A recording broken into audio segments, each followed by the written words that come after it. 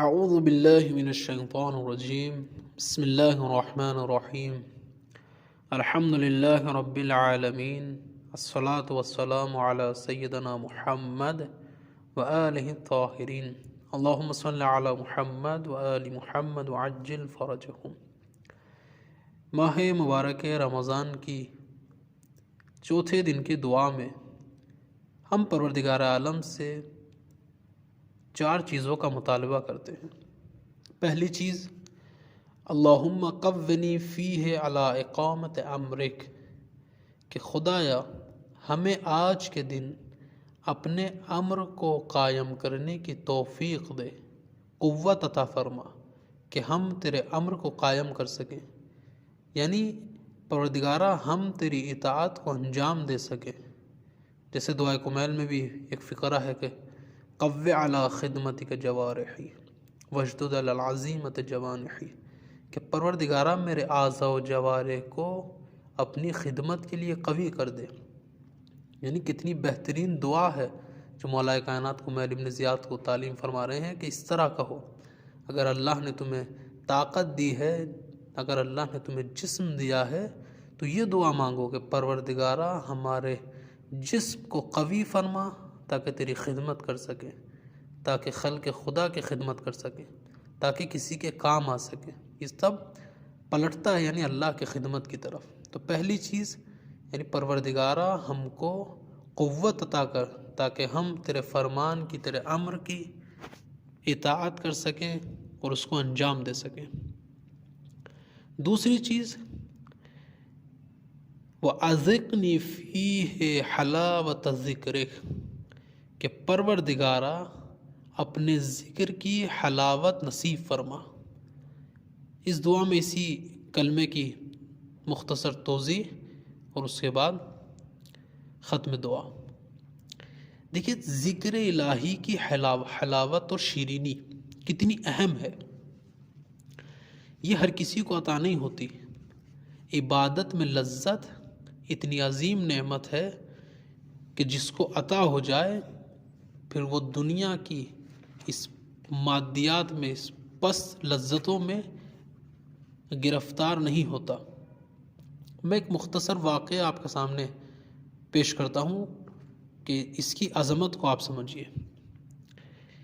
ایک دن جناب موسیٰ علیہ السلام ایک راستے سے جا رہے تھے، تو اس راستے میں ایک بے ادب اور ایک باغی جوان آپ سے ٹکرایا، اور اس نے آپ کی کوئی شرم و حیا نہ کی اور پوری سرکشی میں ڈوب کر آپ سے کہنے لگا کہ اے موسیٰ، جو خدا نے آپ سے کہا ہے کہ انجام دو، میں اس کو انجام نہیں دوں گا، اور وہ تمام چیزیں جس سے کہا ہے کہ انجام نہ دو، میں اس کو انجام دوں گا۔ یعنی کھلے عام خدا سے اعلان جنگ کر رہا ہے اور کہنے لگا کہ میری طرف سے خدا سے کہہ دینا کہ وہ جس طرح چاہے مجھے عذاب کر لے، یعنی جو چاہے میرے ساتھ کر لے۔ جناب موسیٰ علیہ السلام نے اس سے اپنا رخ موڑ لیا اور اپنے راستے کو چلنے لگے۔ اس کے بعد ایک دن جب آپ کوہ طور پر پہنچے اور خدا سے مناجات کرنے لگے، تو جناب موسیٰ علیہ السلام نے شرم و حیا کی وجہ سے اس جوان کی گستاخی کو اللہ سے بیان نہیں کیا۔ آواز قدرت آئی، اے موسیٰ، ہم سب جانتے ہیں، چاہے تم شرم و حیا کی بنا پر اس کا پیغام ہم تک نہ پہنچاؤ، لیکن ہم اس کی گستاخی کو جانتے ہیں۔ جاؤ، جا کر اس جوان کو بھی میرا ایک پیغام دے دینا اور اس سے کہنا۔ کیا پیغام؟ پروردگار عالم نے کہا جاؤ اس کو ہمارا یہ پیغام دینا کہ ہم نے بھی اس کو ایک ایسے عذاب میں مبتلا رکھا ہے کہ اس سے بالا اور اوپر کوئی عذاب نہیں ہے۔ یہ پیغام ہمارا اس کو جا کر پہنچا دینا کہ اس سے بالا ہماری طرف سے کوئی عذاب تصور نہیں کیا جا سکتا، لیکن ابھی وہ اس کے درد کو نہیں سمجھے گا۔ جس دن اس کے درد کا احساس ہوگا پھر راہ فرار نہیں ہوگا۔ جاؤ اسے جا کر ہمارا یہ پیغام پہنچا دینا۔ جب جناب موسیٰ علیہ السلام نے سنا تو عرض کیا، پروردگار، میں نے اس جوان میں کوئی بلا اور مصیبت نہیں دیکھی، میں نے تو اس کو خوش و خرم دیکھا ہے، تیری نعمتوں میں غرق نظر آیا، کسی طرح کی کوئی پریشانی نہیں دیکھی۔ یہ کون سا عذاب ہے جو تو ذکر کر رہا ہے کہ اس کو مبتلا کر رکھا ہے؟ تو آواز قدرت آئی، اے موسیٰ، جب بھی میں اپنے کسی بندے سے ناراض اور غضبناک ہوتا ہوں تو سب سے بڑا عذاب جو میں اس کو دیتا ہوں وہ یہ ہے کہ اس سے اپنی عبادت کی لذت کو چھین لیتا ہوں۔ اللہ اکبر، جس کی وجہ سے وہ عبادت کرنا چھوڑ دیتا ہے اور میرے ہمیشہ والے عذاب کا مستحق ہو جاتا ہے۔ یعنی عبادت میں دل لگنا اور لذت ملنا اس نعمت کو کم نہ سمجھے۔ اگر کسی کو عبادت کرنے میں مزہ آتا ہے، نماز پڑھنے میں اس کو لذت محسوس ہوتی ہے، قرآن پڑھنے میں اس کو مزہ آتا ہے اور اس کے دل کو سکون ملتا ہے، تو یہ اللہ کی اتنی بڑی نعمت ہے کہ انسان اس کا شکر ادا کرے کہ پروردگارہ تیرا شکریہ کہ تو نے اپنی عبادت میں ہم کو لذت سے نوازا۔ ورنہ کتنا بڑا گناہ ہے کہ کسی کو پروردگار عالم اپنی عبادت کی لذت سے محروم کر دے۔ اس مٹھاس کو سمجھیں، اور چوتھے دن کی دعا میں ہم یہی پروردگار عالم سے کہہ رہے ہیں کہ وَأَذِقْنِي فِيهِ حَلَاوَةَ ذِكْرِكَ، کہ پروردگارہ مجھے اپنے ذکر کی مٹھاس کو چکھا، اور اس مٹھاس اور اس شیرینی کو ہم کو عطا فرما۔ اب ایک سوال بھی اس کا مختصر میں جواب دیتا چلوں کہ آخر عبادت میں لذت کیسے حاصل ہو؟ تو علماء نے اس کے چند پوائنٹس ذکر کیے ہیں کہ اگر انسان ان چند باتوں پر، چند نکات پر توجہ دے تو اس کو عبادت میں لذت محسوس ہونے لگے گی، کیونکہ بہرحال ہر چیز ایک پریکٹس اور ایک تمرین ہے، کوئی بھی چیز ایسے ہی حاصل نہیں ہوتی۔ انسان اپنے نفس کو دنیا کی مادیات سے، دنیا کی لذتوں سے اپنے نفس کو بچائے، تاکہ تھوڑی تھوڑی لذت جب دنیا سے کم ہونے لگیں گے تو عبادت میں لذت حاصل ہونے لگے گی۔ علماء ذکر کرتے ہیں پہلی چیز یہ کہ عبادت سے انسان جب عبادت کرنا چاہتا ہے تو انسان اس سے پہلے اپنے آپ کو تیار کرے، یہ سوچے کہ میں کس کے سامنے جا رہا ہوں، وہ صرف میرا خالق نہیں، میں پوری کائنات کا خالق ہے، میں اس کے سامنے جا رہا ہوں۔ جب انسان یہ سوچے گا کہ میں اس کے سامنے جا رہا ہوں جو ساری کائنات کا خالق ہے، تو انسان کی جو سوچ ہے، جو انسان کی توجہات ہیں وہ تھوڑی سمٹ جائیں گی، یعنی عبادت کی طرف اس کی توجہ ہوگی۔ دوسری چیز، ایسے وقت میں عبادت کرے جب انسان سرحال ہو، جب انسان کے اندر انرجی ہو، جب اس کا دل چاہے۔ دیکھیں کبھی کبھی ایسا ہوتا ہے کہ کبھی کبھی ہمارا دل ہر کام کو انجام دینے کے لیے چاہتا ہے، ہر چیز میں ہمیں لذت محسوس ہوتی ہے، مجلس میں، ماتم میں، سر وقت انسان روزانہ مسجد میں جا کر نماز پڑھ رہا ہے، قرآن پڑھ رہا ہے، دعا پڑھ رہا ہے، کبھی کبھی اس کا دل جو ہے وہ ہر عبادت کو انجام دینے کے لیے تیار رہتا ہے، لیکن کبھی کبھی اس کے برعکس ہوتا ہے کہ انسان کا دل نہیں کرتا، حتیٰ واجب نماز پڑھنے کو انسان کا دل نہیں کرتا، لیکن کبھی کبھی ایسا ہے کہ مستحبات کو انجام دیا جا رہا ہے۔ یہ کیا ہے؟ خود مولا کائنات نے حکمت نمبر 312 میں اس کا ذکر فرمایا۔ آپ کہتے ہیں کہ اِنَّا لِلْقُلُوبِ اِقْبَالًا وَإِدْبَارًا، کہ دل کبھی کبھی کسی چیز کی طرف مائل ہوتے ہیں اور کبھی کبھی اکتا جاتے ہیں، یعنی یہ بات طبیعی ہے کہ انسان کا دل کبھی کبھی اکتا جاتا ہے اور کبھی کبھی کسی چیز کی طرف مائل ہو جاتا ہے، کیونکہ مولا فرما رہے ہیں۔ تو مولا ایک نسخہ بتاتے ہیں کہ کیسے اپنے اس دل کو مہار کریں، کیسے اپنے اس دل کی تربیت کریں کہ جب آپ کا دل کسی کام کو کرنے کے لیے آمادہ ہے، یا کبھی کبھی دل نہیں کرتا، جسے اپنی زبان میں بولتا ہے کہ میرا دل نہیں چاہ رہا، میرا جی نہیں چاہ رہا، تو امام یہ فرمائے کہ فَإِذَا أَقْبَلَتْ فَاحْمِلُوهَا عَلَى النَّوَافِلِ، جب تمہارا دل کسی چیز کی طرف مائل ہو، یعنی تمہارا جی چاہے، تو تم مستحبات کو بھی انجام دو۔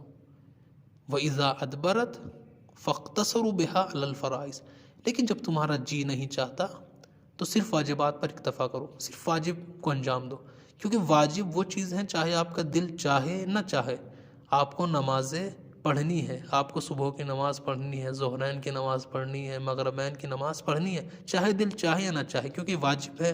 اللہ نے انسان کے اوپر جب کوئی چیز واجب کر دی تو اس کو ہر حال میں انسان کو انجام دینا ہے۔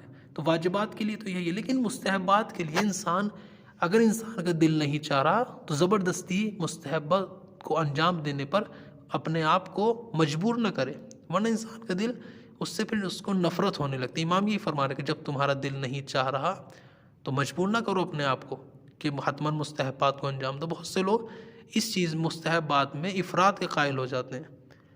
اگر ایک انسان نماز شب پڑھنے لگا تو وہ اتنا اس میں ڈوب جاتا ہے، محو ہو جاتا ہے کہ حتماً مجھے اٹھنا ہے، حتماً شروع سے ہی جیسے اس نے شروع کیا کہ ایک دن بھی اس کی نماز قضا نہ ہو۔ یہ چیز اچھی ہے، لیکن کبھی کبھی انسان کا دل تھک جاتا ہے۔ دیکھیں دل جو ہے وہ آہستہ آہستہ انسان پریکٹس کرے، تمرین کرے، تاکہ ایک چیز کی عادت ہو جائے۔ اگر انسان اس کا دل نہیں چاہ رہا لیکن پھر بھی اس نے قرآن کا روزانہ پڑھنا ہے تو پڑھنا ہے، تو کبھی کبھی دل اس سے اکتا جائے گا۔ لیکن جب دل مائل ہو تو انسان ہم واجب کو بھی انجام دے، مستحبات کو بھی انجام دے، لیکن جب دل نہیں کر رہا تو مستحبات پر مجبور نہ کرے تاکہ وہ حلاوت باقی رہے، لیکن واجبات کو انجام دیتا رہے۔ اور دو نقطے جو علماء ذکر کرتے ہیں تاکہ عبادت میں لذت محسوس ہو۔